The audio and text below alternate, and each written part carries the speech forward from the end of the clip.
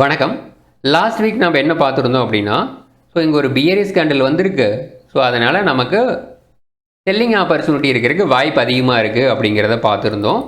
Intraday பண்ணணும் அப்படின்னா நம்ம ஒரு 5 பாயிண்ட்ஸ் நல்லா கவனிக்கணும். வீக்லியில் கீழே வருது அப்படிங்கிறதுக்காக மார்க்கெட் அந்த வீக் ஃபுல்லாக கீழே தான் இருக்கும் அப்படின்ட்டு நம்ம எக்ஸ்பெக்ட் பண்ண முடியாது. இன்ட்ராடேயில் மார்க்கெட் இங்கே வரைக்கும் கூட, அதாவது ஒரு 4 நாள் இங்கே வரைக்கும் கூட வந்துட்டு அப்புறம் 5ஆவது நாள் இப்படி கீழே இறங்குறதுக்கு கூட வாய்ப்பு இருக்குது. நம்ம இன்ட்ராடே பண்ணணும், இல்லைனா ஒரு நாள் 2 நாள் ஹோல்டிங் வச்சு பண்ணணும் அப்படின்னா நம்ம எல்லா டைம் ஃப்ரேமும் நம்ம நல்லா சார்ட் கவனிக்கணும். ஃபஸ்ட்டு பாயிண்ட், நம்ம எல்லா டைம் ஃப்ரேம் சார்ட்டும் நம்ம அனலைசிஸ் பண்ணணும். செகண்ட் பாயிண்ட், அந்த மாதிரி எல்லா டைம் ஃப்ரேம் சார்ட்டும் அனலைசிஸ் பண்ணும்போது தான் நமக்கு ஏதாவது ஒரு க்ளூ கிடைக்கும். அந்த மாதிரி எனக்கு ஒரு க்ளூ கிடச்சிருந்தது. அது என்ன க்ளூங்கிறத பார்க்கலாம். இப்போது நம்ம 5 மினிட்ஸ் தான் பார்ப்போம், இல்லைனா 15 மினிட்ஸ் பார்ப்போம் இன்ட்ராடேல அப்படின்னு தான் சொல்லுவாங்க. 5 மினிட்ஸ் 15 மினிட்ஸ் மட்டும் பார்த்துருந்தோம் அப்படின்னா இங்கே ஒரு ஃபால்ஸ் பிரேக் அவுட் நடந்தது நமக்கு ஸ்ட்ராங்காக தெரிஞ்சிருக்காது. இங்கே ஸ்ட்ராங்காக இந்த லோக்கு கீழே இந்த கேண்டில் க்ளோஸ் வச்சுட்டா அடுத்த கேண்டில் பாருங்கள் எவ்வளோ ஒரு புல்லிஷாக வந்திருக்கு. இங்கே ஒரு கேண்டில் புல்லிஷாக வந்திருக்கு, அதே மாதிரி இங்கே ஒரு கேண்டில் புல்லிஷாக வந்திருக்கு.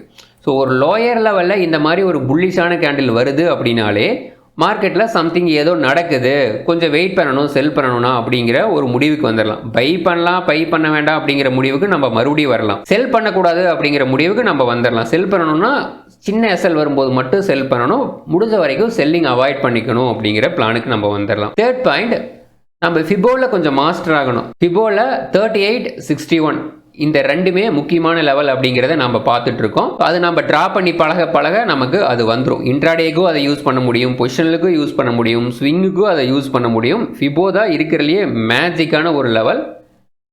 ஃபோர்த் பாயிண்ட், நாம் இன்ட்ராடே பண்ணணும் இல்லை எது பண்ணணும் அப்படின்னாலுமே சப்போர்ட், ரெசிஸ்டன்ஸ், கேண்டில் ஸ்டிக், ஃபிபோ இந்த மூணுமே நம்ம கொஞ்சம் டீட்டெயில்டாக கவனிக்கணும். எல்லாருமே கவனிப்போம், பட் அது கொஞ்சம் டீட்டெயில்டாக கவனிக்கும் போது நம்மளுடைய சக்ஸஸ் ரேட் சூப்பராக இருக்கும். ஃபிஃப்த்து பாயிண்ட், மணி மேனேஜ்மெண்ட்டு தான். நம்ம ப்ராஃபிட் வரும்போது ரொம்ப சின்ன லாட்டாக எடுத்திருப்போம், அதே மைனஸ் பண்ணும்போது பெரிய லாட்டாக எடுத்திருப்போம். அந்த மாதிரி எடுக்காமல் மணி மேனேஜ் பண்ணும்போது நம்ம ஈஸியாக இன்வெஸ்ட்மெண்ட்டாக இருந்தாலும் சரி, ஸ்விங் ட்ரேட், இன்ட்ராடே எதாக இருந்தாலும் சக்ஸஸ் பண்ணுறதுக்கு வாய்ப்புகள் அதிகமாக இருக்குது. லாஸ்ட் வீக் நம்ம என்னென்னலாம் பண்ணியிருந்தோம், எதெல்லாம் கவனித்தோம் அப்படிங்கிறத கொஞ்சம் டீட்டெயில்டாக பார்க்கலாம். கவனிக்கிறத ரொம்ப முக்கியம் மார்க்கெட்டில். ஃபஸ்ட்டு டெய்லி டைம் ஃப்ரேமில் இங்கே பார்த்தீங்கன்னா இதுதான் நமக்கு ஃப்ரைடே க்ளோஸ் ஆயிருந்தது. இந்த கேண்டில், இந்த 5 கேண்டில் பார்த்தீங்கன்னா லாஸ்ட் வீக் நடந்தது. இந்த 5 கேண்டிலுமே, இந்த 5 கேண்டிலும் நமக்கு லாஸ்ட் வீக் தெரிஞ்சிருக்காது. நம்ம இதெல்லாம் எப்படி கவனிச்சிருக்கலாம்னு பார்க்கலாம். இந்த கேண்டில் நீங்கள் தெளிவாக கவனிச்சிருக்கணும். உங்கள் ஹை வரைக்கும் போனது, அங்கிருந்து செல்லிங் ப்ரெஷர் வந்திருக்கு, இந்த ஹைக்கு மேலே க்ளோஸ் பண்ண முடியல அப்படிங்கிற ஒரு தெளிவான முடிவுக்கு நம்ம வந்துட முடியும். அப்படிங்கும்போது ஹை போகும்போது நம்ம கொஞ்சம் கேர்ஃபுல்லாக இருக்கணும். இந்த கேண்டில்லாம் நம்ம கவனிச்சிருந்தால் மட்டும்தான் தெரியும். இன்ட்ராடே பண்ணணும் அப்படின்னாலும் இதை நம்ம கவனிச்சிருக்கணும். இல்லைன்னா நம்ம ஹை மேலே போகும்போது ஓகே இன்ட்ராடேயில் நல்லா மேலே போக மாட்டேருக்குது அப்படின்னு பை பண்ணுவோம். அங்கிருந்து பார்த்தீங்கன்னா மண்டிலேயே கூட்டி கீழே இறக்கி விட்டுருவோம். இந்த கேண்டிலை கவனித்தது நமக்கு அடுத்த நாள் என்ட்ரிக்கு யூஸ் ஆயிருந்தது. அது எப்படிங்கிறத பார்த்துடலாம். அதை 5 மினிட்ஸ் போட்டுக்கலாம். இங்கே மார்க்கெட் மேலேயே போயிட்டு இருந்தது. இந்த இடத்துல இதுதான் மண்டே, லாஸ்ட் மண்டே நடந்தது. இங்கே மார்க்கெட் மேலேயே போயிட்டு இருந்தது. ஓகே, பட் என்னென்னா ப்ரீவியஸ் டே ஹை பிரேக் பண்ணல பாருங்கள். ப்ரீவியஸ் டே ஹை இங்கிருந்து தான் செல்லிங் ப்ரெஷர் இந்த இடத்துல க்ளோஸ் பண்ணியிருந்தா. அந்த டெய்லி டைம் ஃப்ரேம் கேண்டில் பார்க்கும்போது ஹையிலிருந்து செல்லிங் ப்ரெஷர் வந்திருக்கு நமக்கு தெரிஞ்சிருந்தது. அதனால் இங்கே ஒரு ஸ்ட்ராங் செல்லிங் கேண்டில் வந்தது பார்த்தீங்களா. இந்த இடத்துலையே நமக்கு செல்லிங் கன்ஃபார்ம் ஆகிடுச்சு. ஓகே, இந்த ஹைக்கு மேலே எஸ்எல், நம்ம இந்த இடத்துல செல் எடுக்கிறோம் அப்படின்னா இந்த ஹை தான் நமக்கு எஸ்எல். ஓகே, அது மேலே போகும் கீழே வரும், அது அப்பாற்பட்ட விஷயம். நம்ம முடிவு பண்ணிக்கலாம். ஓகே, இந்த இடத்துல ஒரு செல்லிங் ப்ரெஷர் வந்திருக்கு, லாஸ்ட் டைமும் இங்கிருந்து தான் செல்லிங் வந்திருக்கு அப்படின்ட்டு நம்ம முடிவு பண்ணிவிட்டு செல் பண்ணியிருந்தோம் அப்படின்னா கண்டினியூவாக கீழே தான் வந்துட்டுருக்கிறோம். இந்த இடத்துல பார்த்தீங்க அப்படின்னா ஒரு மார்னிங் ஸ்டார் கேண்டில். இந்த ஹை பிரேக் ஆகி க்ளோஸே வச்சுட்டான். நம்ம இந்த இடத்துல செல் எடுத்துருந்தால் இந்த இடத்துல கண்டிப்பாக எக்ஸிட் ஆகிடணும். அப்புறம் வெயிட் பண்ணுறோம் ஏதாவது க்ளூ கிடைக்குதா அப்படின்ட்டு. ஸ்ட்ராங் செல்லிங் கிடையாது, ரேஞ்ச் பவுண்டாக போயிட்டுருக்கான். தென் ஹவர்லியில் நம்ம பார்க்கும்போது ஒரு க்ளூ கொடுத்துருந்தான். என்ன க்ளூ அப்படின்னா, இந்த இடத்துல ஒரு ஸ்ட்ராங் புல்லிஷ் கேண்டில் வந்துட்டோம் அப்படிங்கிற ஒரு க்ளூ கொடுத்துருந்தான். அதாவது ஷார்ட் கவரிங் வந்திருக்கு அப்படிங்கிறத ஒரு க்ளூ கொடுத்துருச்சு இந்த கேண்டில். அப்படிங்கும்போது என்ன பண்ணலாம், ஓகே பையிங் வர்றதுக்கும் வாய்ப்பு இருக்குது. பையிங் வரும்னு சொல்ல முடியாது, வர்றதுக்கு வாய்ப்பு இருக்குது அப்படிங்கிறது நமக்கு தெரியும். ஓகேங்களா. ஸோ அதை எப்படி யூஸ் பண்ணிக்கலாம்? இங்கே தான் பிரேக் டவுன். இங்கே ஒரு டைம் கீழே வந்திருக்கு இந்த ஏரியாவிலேருந்து, செகண்ட் டைம் வந்திருக்கு, தேர்ட் டைம் வந்திருக்கு, ஃபோர்த் டைம் வந்திருக்கு. ஸோ இந்த ஏரியா பார்த்தீங்கன்னா இவ்வளவு டைம் வந்திருக்கு. இந்த கேண்டில் ஸ்ட்ராங்காக பிரேக் அவுட் ஆகிட்டான்.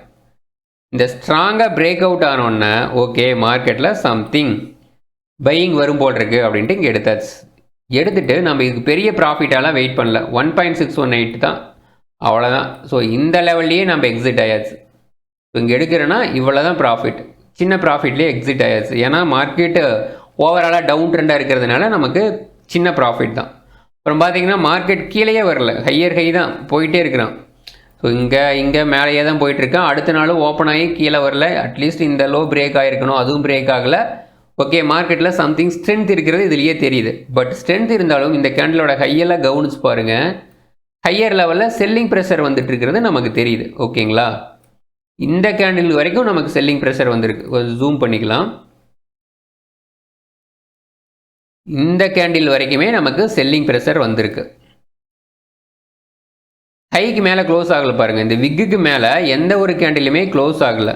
அந்த விக்குக்குள்ளே தான் க்ளோஸ் பண்ணிட்டு இருந்தான். இந்த கேண்டில் மட்டும் விக்குக்கு மேலே க்ளோஸ் பண்ணிட்டான், ப்ரீவியஸ் விக்குக்கு மேலே. ஓகே மார்க்கெட்டில் சம்திங் ஸ்ட்ரென்த் வந்துருச்சு அப்படிங்கிறது நமக்கு சின்ன க்ளூ கொடுத்துருச்சு. இந்த லோ தான் நமக்கு எஸ்எல். ஏன்னா இங்கிருந்து தானே மார்க்கெட் பவுன்ஸ் ஆகிருக்கு. இந்த இடத்துல எடுக்கிறோம் இந்த க்ளோசிங்கில், இந்த இடம் எஸ்எல். ஸோ அப்புறம் பார்த்தீங்கன்னா அந்த அன்றைக்கி மார்க்கெட் ஃபுல்லாக மேலே தான் போயிட்டே இருந்தான். நம்ம க்ளோசிங்கில் எக்ஸிட் ஆக வேண்டியதான். ஏன்னா ஒரு 400-500 பாயிண்ட் அந்த அன்றைக்கி சம்திங் 400 பாயிண்ட்டுக்கு பக்கமாக ஏறி இருந்தான். ஸோ அவ்வளோ பாயிண்ட் ஏறிட்டான். அப்படிங்கும்போது நம்ம அந்த இடத்துல புக் பண்ணிக்கிறதா நல்ல ஒரு விஷயமா இருக்கும். அடுத்த நாள் அதாவது ஃப்ரைடே என்ன பண்ணணும் அப்படின்னா, நேத்திக்கு என்ன பண்ணணும் அப்படின்னா, ஸோ எனக்கு தெரிஞ்சது இந்த கேண்டில் வந்து ஒரு ஃபேக் கேண்டிலாக இருந்தாலும் இருக்கும் அப்படின்ட்டு தான் நான் எக்ஸ்பெக்ட் பண்ணினேன். அதே மாதிரி அது ஃபேக் கேண்டிலாக தான் இருந்தது. பட் இருந்தாலும் நம்ம இந்த இடத்துல என்ட்ரி எடுத்துட்டோம். ஏன்னா ஒரு ஸ்ட்ராங் பிரேக் அவுட் கொடுத்துருக்குறான். மறுபடியும் ரீடெஸ்ட் பண்ணும்போது என்ட்ரி எடுத்தாச்சு. எடுத்துகிட்டு சின்னதாக ப்ராஃபிட் கொடுத்தது, நம்ம புக் பண்ணல. இந்த லோக்கு கீழே எஸ்எல் போட்டோம், அது எஸ்எல் அடிச்சிருச்சு. ஸோ எஸ்எல்லும் அடிக்கும். எஸ்எல் அடிக்காமையே நம்ம ட்ரேட் பண்ண முடியாது எந்த ட்ரேடும். ஸோ மறுபடியும் பார்த்தீங்கன்னா மார்க்கெட் கீழே போயிடுச்சு. இது ஏன் ஃபேக் பிரேக் அவுட்டாக இருக்கிறதுக்கு வாய்ப்பு இருக்குது அப்படின்னு நான் எக்ஸ்பெக்ட் பண்ணேன்னா, ஸோ இந்த இடத்துல பாருங்கள் ஹவர்லி கேண்டில் ஒன்று நம்ம கவனித்தேன், இதெல்லாம் கவனிக்காமல் இல்லை. ஸோ இங்கே ஸ்ட்ராங் செல்லிங் வந்திருக்கு பார்த்தீங்களா. இங்கே எப்படி ஒரு ஸ்ட்ராங் பையிங் வந்ததோ அதே மாதிரி இங்கே ஸ்ட்ராங் செல்லிங் வந்திருக்கு. ஸோ அதனால தான் இந்த 5 மினிட்ஸ் கேண்டில் ஃபேக் பிரேக் அவுட்டாக இருந்தாலும் இருக்கும் அப்படின்ட்டு எக்ஸ்பெக்ட் பண்ணணும். அதே மாதிரி அது ஃபேக் பிரேக் அவுட்டாக போயிடுச்சு. ஓகே இதெல்லாம் நடந்து முடிஞ்ச விஷயங்கள். இன்னும் அடுத்த வாரம் என்ன விஷயங்கள் கவனிக்கணும் அப்படிங்கிறத பார்க்கணும்ல. டெய்லி டைம் ஃப்ரேமில் ஆல்வேஸ் லாஸ்ட் வீக் கவனிக்க வேண்டிய விஷயம் தான். இந்த இடமெல்லாம் வந்தால் மார்க்கெட் என்ன பண்ணிகிட்டு இருந்தான், கீழே போயிட்டு இருந்தான். இன்னென்ன பண்ணுவான், இந்த இடம் வந்தால் பவுன்ஸ் ஆகிறதுக்கு வாய்ப்பு இருக்குது. 23,850 23,900 வந்ததுன்னா மார்க்கெட்டில் பவுன்ஸ் ஆகிறதுக்கு வாய்ப்பு இருக்குது. அதை நம்ம வந்து மறக்கக்கூடாது. ஸோ அதுக்கு கீழே மறுபடியும் எகெயின் இந்த 23,800 கீழே க்ளோஸ் வச்சுட்டான் அப்படின்னா ஓகே மறுபடியும் மார்க்கெட்டில் செல்லிங் ப்ரெஷர் தான் வருது அப்படிங்கிறத நம்ம முடிவு பண்ணிக்கலாம். இந்த கேண்டிலோட லோவும் பிரேக் ஆகிடுச்சுன்னு வைங்க, ஓகே மார்க்கெட்டில் மேலே போகும்போதெல்லாம் செல்லிங் வருது. இந்த கேண்டில் ஏன் இங்கிருந்து கீழே இறங்குச்சு, ஏதாவது உங்களுக்கு ஐடியா இருக்கா? ஐடியா இருந்ததுன்னா சொல்லுங்கள். இந்த லோ இருக்குது பார்த்தீங்களா, இங்கிருந்து தானே மார்க்கெட் பவுன்ஸாக இருந்தது, இங்கிருந்து தானே பவுன்ஸ் ஆச்சு. ஸோ அதனுடைய லோ இப்போ வந்து ஹையாக இருக்குது. ஸோ எங்கிருந்து ஒரு பையிங் ப்ரெஷர் வந்ததோ அதே இடத்துலேருந்து இப்போ ஒரு செல்லிங் ப்ரெஷர் வந்திருக்கு. ஸோ அதே மாதிரி இங்கே செல்லிங் ப்ரெஷர் இருந்துகிட்டு இருந்தது, கீழே வந்துன்னா இங்கே வரும்போது ஒரு பையிங் ப்ரெஷர் வரும். அவ்வளோதான். செல்லிங் ப்ரெஷர் எந்த இடத்துல வர்றதுக்கு வாய்ப்பு இருக்குது, பையிங் ப்ரெஷர் எந்த இடத்துக்கு வர்றதுக்கு வாய்ப்பு இருக்குது அப்படிங்கிறத நம்ம தெளிவாக டீட்டெயில்டாக கவனித்தாலே போதும். இனிமேல் பார்த்தீங்கன்னா இந்த வீக்லி கேண்டில் வேலிடாக தான் இருக்குது. நமக்கு 60 அட்லீஸ்ட் இந்த 38க்கு மேலே ஸ்டேபிள் ஆனால் கூட ஓகே மார்க்கெட் கொஞ்சம் பவுன்ஸ் ஆனால் ஆகும் அப்படின்னு எக்ஸ்பெக்ட் பண்ணலாம். பட் 50லேருந்து மார்க்கெட் கரெக்டாக திரும்பி இருக்குது. இந்த ஒரு கேண்டிலோட 50% திரும்பி இருக்கிறான். இன்னுமே செல்லிங் பவர் இருக்குது வீக்லி பேசிஸில் பார்க்கும்போது. பட் அது இன்ட்ராடே டெய்லி பேசிஸில் கொஞ்சம் அந்த வீக்கான பர்சன்டேஜ் கொஞ்சம் குறைஞ்ச மாதிரி இருக்குது, அவ்வளோதான். இந்த மாதிரி நம்ம ஒரு முடிவு எடுத்துட்டோம் அப்படின்னா ஸோ அது 5 மினிட்ஸ்லேருந்து நம்ம டீட்டெயிலாக அந்த கேண்டிலில் கவனிக்கும் போது நமக்கு ஒரு க்ளூ கிடைக்கும். அந்த க்ளூ வச்சு நம்ம ஈஸியாக என்ட்ரி எடுக்க முடியும் வித் ஸ்டாப் லாஸோட. இது எல்லாமே என்னுடைய அனலைசஸ் மட்டும்தான். 100% இது ஆப்போசிட்டாக போகிறதுக்கு கூட வாய்ப்பு இருக்குது. தேங்க்யூ.